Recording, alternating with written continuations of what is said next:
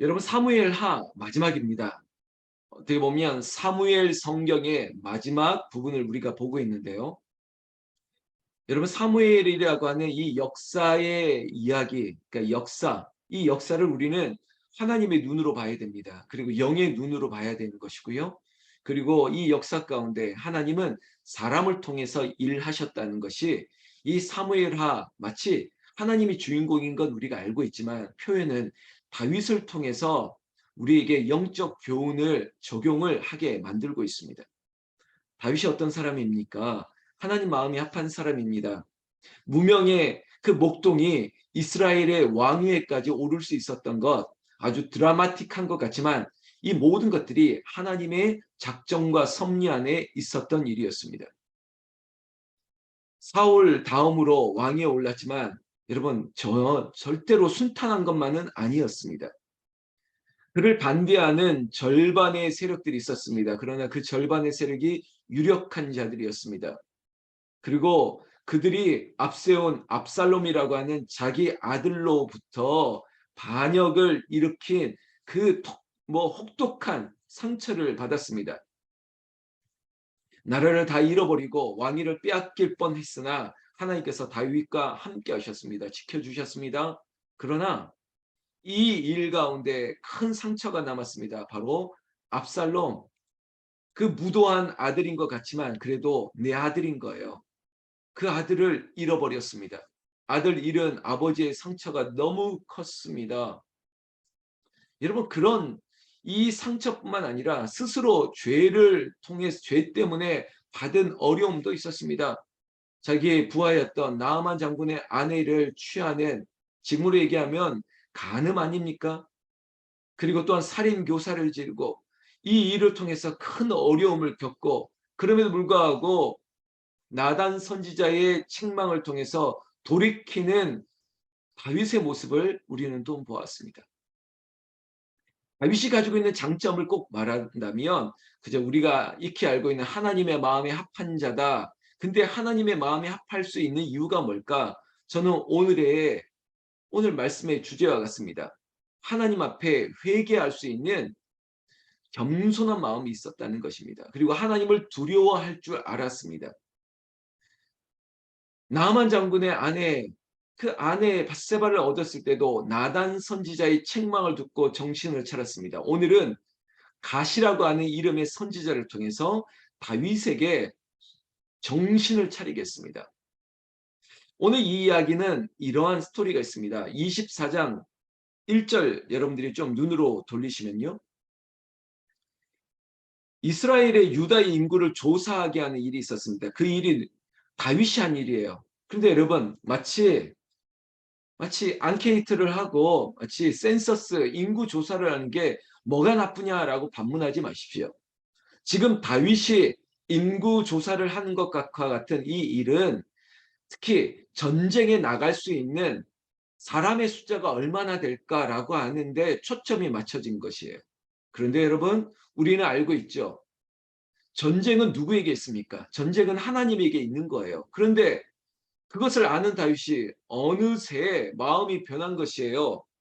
인구 조사를 통해서 군대에 나가 전쟁에 나가 싸울 수 있는 사람들의 숫자를 파악하는 거예요. 2절 말씀에 왕이 그 곁에 있는 군사령관 요압에게 이르되 너는 이스라엘 모든 지파 가운데로 다니며 이제 단에서 브엘세바까지 인구 조사하여 백성의 수를 내게 보고하라 하니 이겁니다. 단에서 브엘세바, 할라에서 백두까지 이 나라에서 싸울 만한 사람, 전쟁에 나간 사람, 징집자들의 숫자가 얼마나 될까 이것을 파악하겠다는 겁니다. 제가 모두에 이런 말씀드렸죠. 그게 뭐가 잘못된 일이라고. 잘못된 일입니다. 싸움이 어디 숫자에 있었습니까? 이 전쟁의 승리가 전차가 많고 기병이 많고 말이 많고 군사가 많아서 이겼습니까?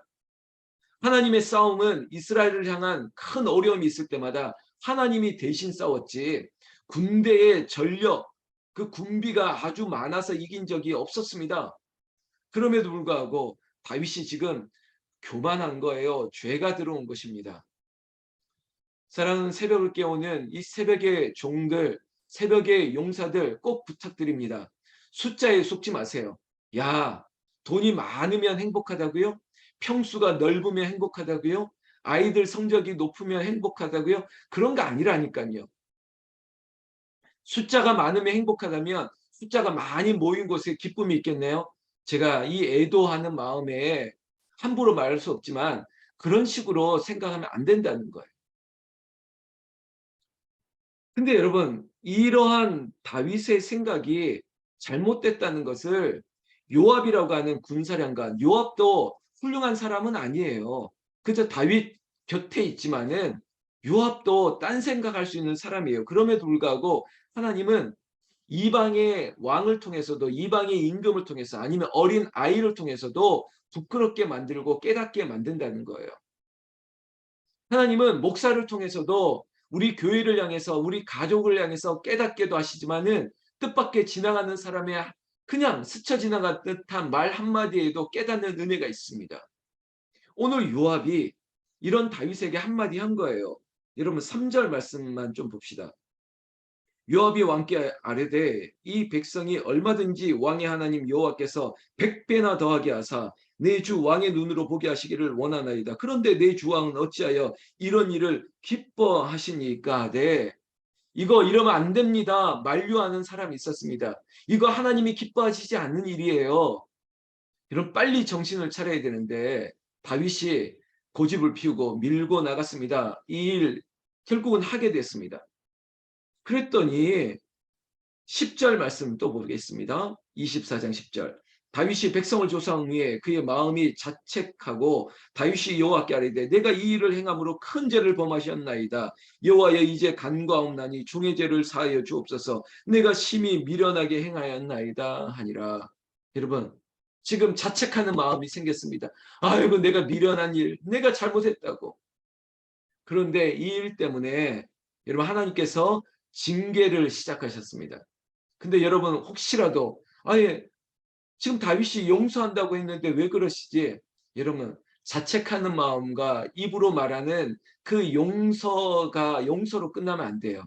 그럼 목사님 뭘 말하는데요? 예배해야죠. 온전히 산제사를 드려야죠. 우리에게는 죄책감이라는 게 있습니다. 이거는 예수 안 믿어도 죄책감 생겨요. 사람 때리고 나면 죄책감 안 생기면 이건 사람이 아니죠. 이런 죄책감, 뭐 양심이라는 것은 모두에게 있는 것입니다. 지금 잘못했습니다. 뭐 입으로 말하고 미련한 내가 미련하지. 아이고 내가 미련 곰탱이지. 내가 왜 그랬을까? 이런 거는 누구나 할 수 있는 마음이라고요.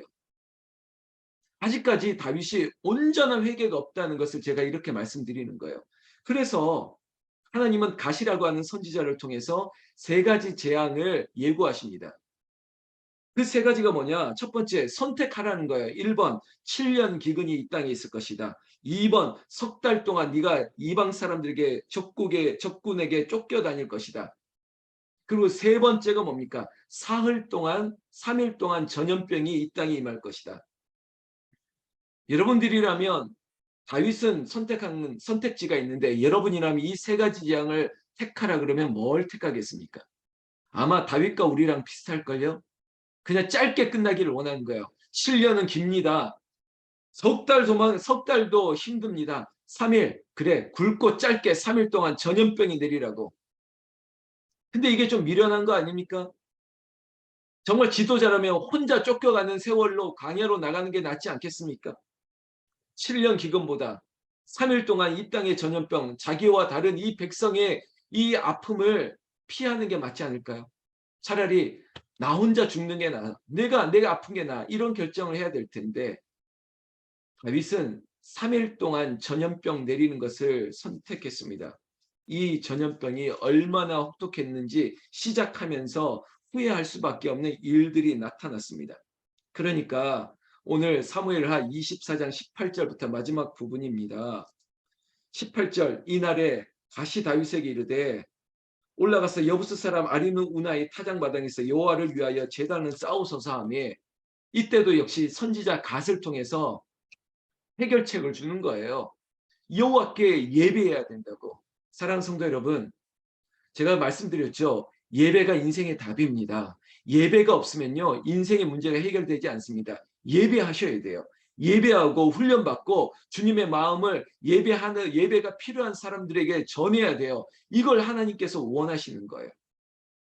다윗이 지금 이 선지자 명령대로 이제는 산제사를 온전한 제사를 드립니다. 그러려고 했더니 아리우나 타작마당이라고 하는 처음 은혜 받았던 그 자리에서, 그리고 그 아리우나라고 하는 소유자도 당신께 다 드리겠다고 마음대로 쓰시라고, 이 차도 쓰시고 이 내 재산도 쓰시고 이것도 다 쓰시라고 그냥 내어주는 거예요. 이게 하나님께서 온전한 마음을 결정하면 하나님께서 길을 열어주신다고요.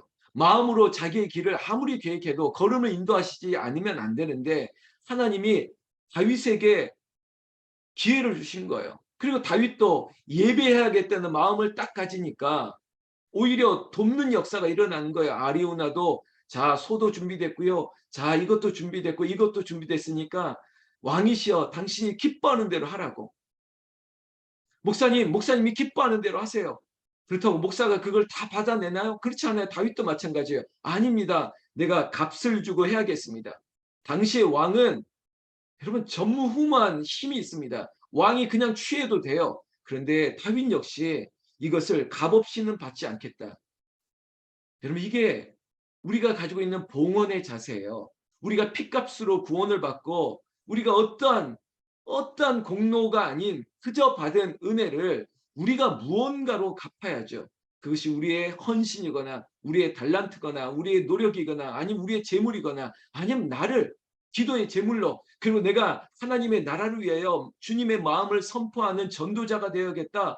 전도 한 생명을 구원하는 일에 하나님께 그 값을 치러야겠다. 이런 마음이 있어야죠.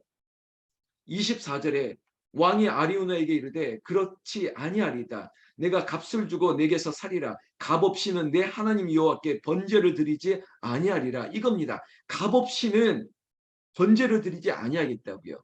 번제가 뭐였습니까? 가장 좋은 소를, 양을, 비둘기를 죽여야 돼요. 그 자체가 재산을 잃어버리는 개념인 것처럼 보이지 않습니까? 알지 않습니까? 우리가 하나님 앞에 나아갈 때 값없이 드리지 않는 거예요. 하나님, 온전한 마음으로 나를 드립니다. 여러분 제가 물질만 말하는 거 아닌 거 아시죠? 하나님 앞에 드리는 것, 우리가 찬양했지 않습니까? 찬송과 존귀, 그리고 모든 것 모두 주께 드리고자 하는, 다윗은 자신의 자존심도 자신의 고집도 자신의 생각도 다 하나님께 드렸습니다. 온전한 예배가 시작되자 25절 마지막 절이죠. 그곳에서 여호와를 위하여 제단을 쌓고 번제와 화목제를 드렸더니, 잘 보십시오. 이 시간 우리에게 영적 교훈이 되어야 됩니다. 온전한 예배 드렸더니 이제 여호와께서 그 땅을 위한 기도를 들으심에 이스라엘에게 내리는 재앙이 그쳤더라. 할렐루야. 여러분 재앙이 그치기를 원하고 문제가 해결되기를 원하고, 지금 이 땅에 이태원에서 일어났던 이 할로윈이라고는 귀신 축제, 여러분 여기에 대한 후폭풍들을 우리가 어떻게 하면 멈추게 할 수 있습니까? 내 개인의 문제, 우리 가정의 문제, 이 사회와 민족의 문제, 온 인류의 문제를, 재앙을 그치게 할 수 있는 것은 하나님 앞에 온전한 예배를 드리는 것이에요. 다윗 한 사람의 기도가 이스라엘을 살리는 것이에요. 여러분들이 가정에서 내가 살아서 온전한 예배를 드리면 당신 때문에 이 가정이 산다니까요. 이게 영적 원리고 공식입니다. 그래서 제가 영적으로 늘 긴장을 풀지 않으려고 하는 거예요. 목사가 살아야지. 목사가 온전히 예배자로 세워지지 않으면 교회는 순식간에 무너질 수밖에 없습니다. 목사가 바른 판단을 해야죠.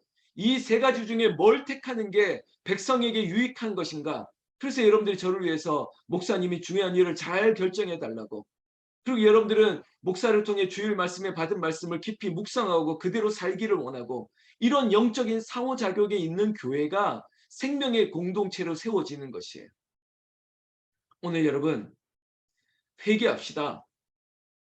나의 개인의 문제 없다라고 말하지 마십시오. 그리고 우리 집안의 문제, 그리고 어쩌면은 우리 대한민국의 문제도 우리가 함께 기도하는 거예요. 하나님, 다음 세대를 위해서 우리가 온전한 하나님의 거룩한 문화를 만들어내지 못했군요. 우리 어른들이 이 아이들에게 상술로 접근했군요. 여러분 솔직히 그렇지 않습니까?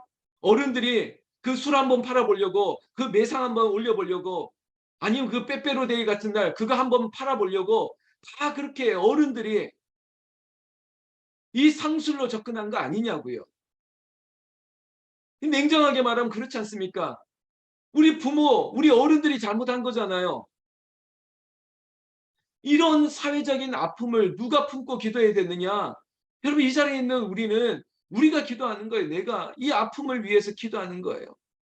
이 아이들이 죽은 게 누구 때문이라고 말하지 말고 어른들 때문이라고, 우리 때문이라고, 그렇게 우리가 스스로 자책하면서 용서해 달라고, 불쌍히 여겨 달라고, 예수님의 마음처럼 아버지여 불쌍히 여겨 달라고, 여러분 저를 불쌍히 여겨 주시고 제가 여러분들을 불쌍히 여기고, 그 불쌍히 여기는 마음이 뭐라고 설교 때 들었지 않습니까?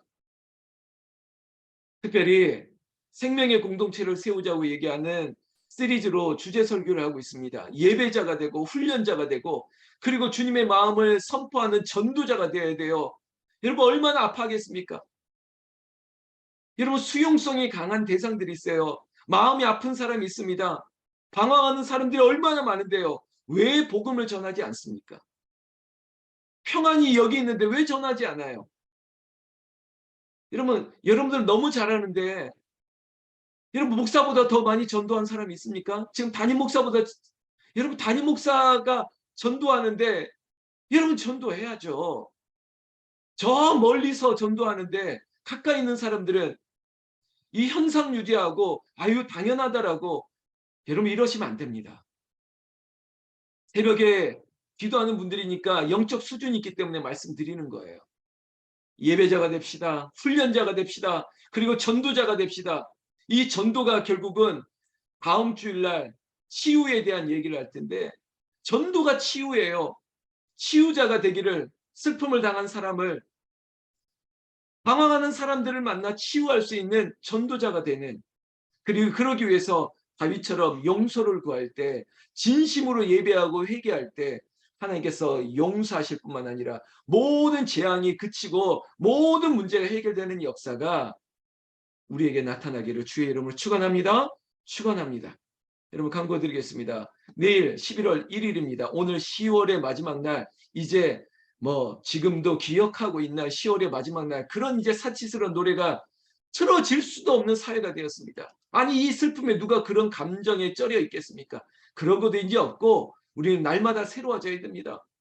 이 아픔을 바라보면서 이 슬픔의 하늘의 위로, 오늘 요한복음의 말씀처럼 평안을 끼치고 근심과 두려움이 사라질 수 있도록 기도하고, 그리고 내일 첫날 우리가 11월 1일부터는 다니엘서를 통해서 또 매일 성경을 통해서 우리에게 또 새롭게 주신 말씀을 통해서 하나님 이 슬픔을 당한 사회에 기도하는 우리의 영적 귀한 헌신이 있기를 주의 이름으로 축원합니다. 우리 한번 기도하겠습니다.